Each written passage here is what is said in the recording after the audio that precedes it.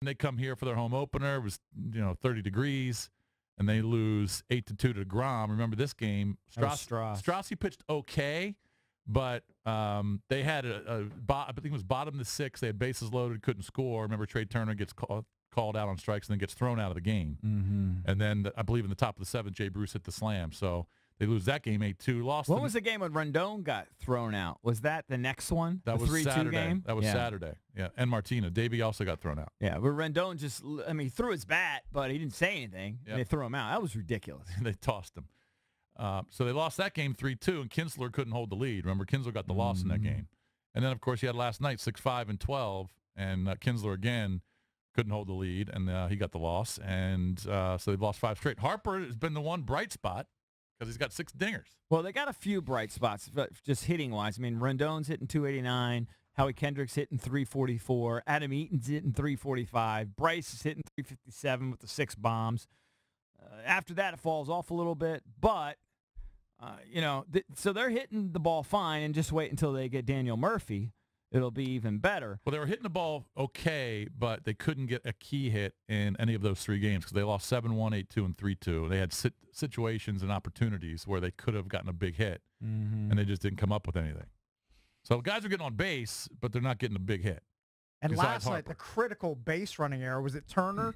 He had the clear stop sign coming around third. Oh, I missed that. Overran the bag, got caught in between third base and home, got tagged out. Really? Could have potentially tied the game. So he got called out. Well, he got tagged out at home. Oh, okay. He was in a rundown. Okay, so he wasn't. They threw the ball to third. He had overrun the bag. Third base coach clearly had the stop sign up. Henley. And ran through it.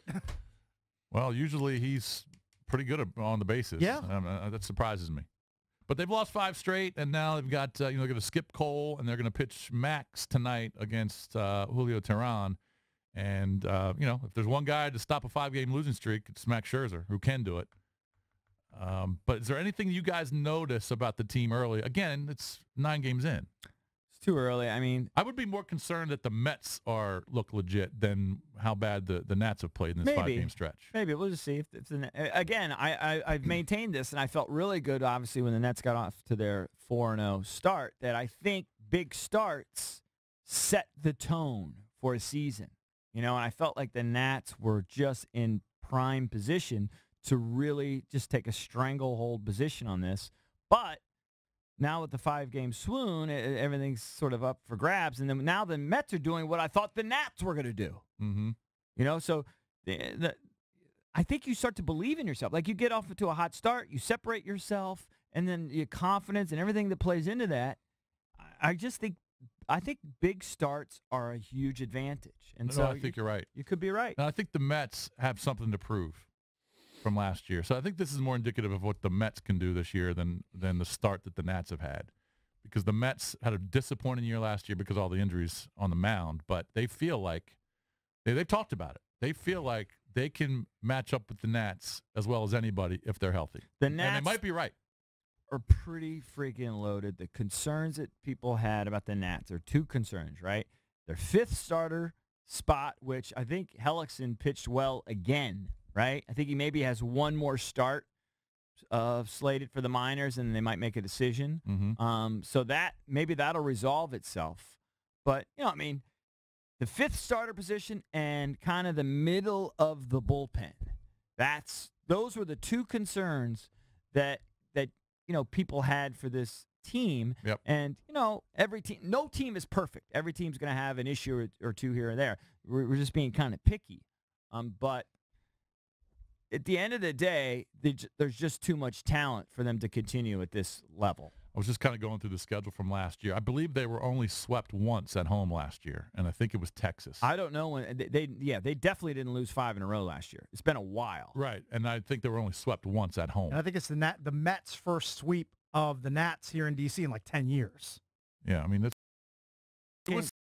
could go either way. I mean, extra inning game and losing the 12th inning. I mean, nothing to be too catastrophic about. Apparently, Dave Martinez addressed the team afterwards, and if you're a player, you got to love it. He just said, listen, nothing to hang your head about here. When we break out of this is going to be awesome.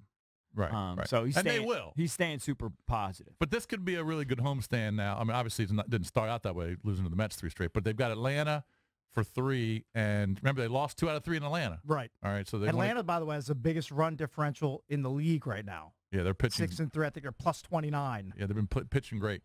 But they got Atlanta for 3 here, and they're going to have Max and Strassi pitch back-to-back. All right, so you feel good about that. And then Colorado comes in for 4, and you'll have Max and Strassi pitch in that series, I believe. Now, Colorado can hit the ball.